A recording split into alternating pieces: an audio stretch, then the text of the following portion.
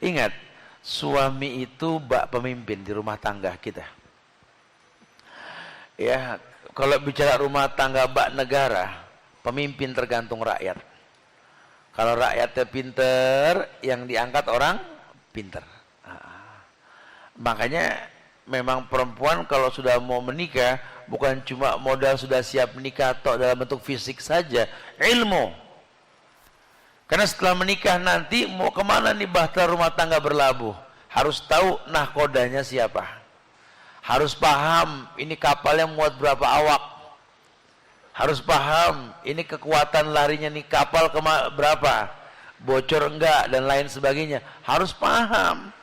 Makanya cari laki-laki yang pertama adalah dia seorang muslim yang beriman. Ya, jangan cari lelaki yang tidak Islam apalagi tidak beriman. Kalau saya senang sama orang barat, Ustaz, karena simbol kesetiaan ada di mereka, romantis banget, Ustaz. Orang barat itu ya, saya pengen dipimpin sama mereka. Enggak apa-apa, boleh. Tapi suruh belajar agama dulu. Jangan modal mu'alaf 2 hari pengen masuk surga. Aduh, lama lagi urusannya ya. Suruh dia belajar dulu. Kalau dia betul-betul mencintai anti, suruh dia belajar dulu agama. Sehingga hidup ini bukan cuma tampang gitu ya. Hidup ini memang mengenal Allah. Karena orang kalau udah betul-betul kenal Allah, pasti jiwanya rahim. Jiwanya rahim.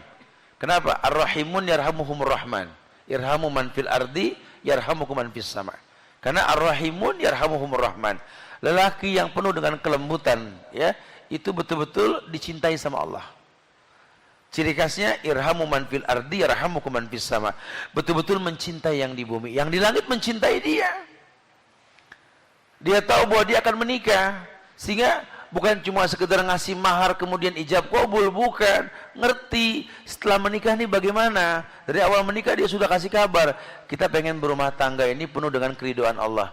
Bisa gak nanti kalau kita menikah, acara pernikahan kita itu nggak ikhtilat, nggak tabarruj, ya, nggak menjadi penyebab timbulnya kemaksiatan. Begitu omongin, tapi nggak kaku, ya, nggak kaku, obrolan santai.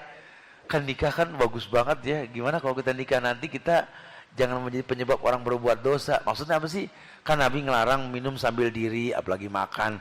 Bisa kan nanti kalau acara pernikahan kita tuh yang datang dicukupin bangkunya deh. Jangan sampai standing party, gitu kan? Itu kan masukan.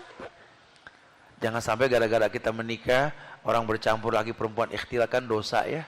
Akhirnya pernikahan kita nggak berkah nanti. Masya Allah, Subhanallah. Maaf ya. Nanti kalau seandainya kita nggak bersanding di atas pelaminan kita, puade kita, itu ya, kita nggak. Kenapa emang? Karena jadi fitnah nanti. Biarlah kamu itu dipajang di antara perempuan sana. Saya laki-laki nggak pantas. Ghaddul basar. Oh masya Allah. Wah cepetin deh bang kalau begini bang. Oh masya Allah. Ghaddul basar. Ya. Jaga pandangan betul-betul ya.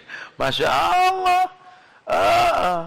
Ya bukan malah bangga. Nanti kalau udah ijab kabul langsung ya kita berduaan aja biar orang liatin gitu ya. Ya dayus.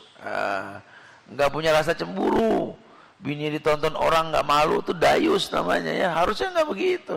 Makanya nanti kalau ijab kabul mungkin antara saya sama orang tua kamu dengan saksi aja. Biar kamu di dalam nanti. Setelah ijab kabul nanti saya yang bakal bawa itu map buat kamu tanda tangan. Karena sudah ijab kabul. Saya pengen pegang kepala kamu karena sunnahnya seperti itu. Allahumma inni as'aluka khairaha wa khair ma jabalta 'alaiha wa a'udzubika min syarriha wa syarri ma jabalta 'alaiha. Masya Allah. Sunnah. Ya, jangan cuma pengen nikah sampai lupa. Apa ya? Kelamaan megang. Telepon Ustaz dulu, tat. Tat udah megang nih bacanya apa tat?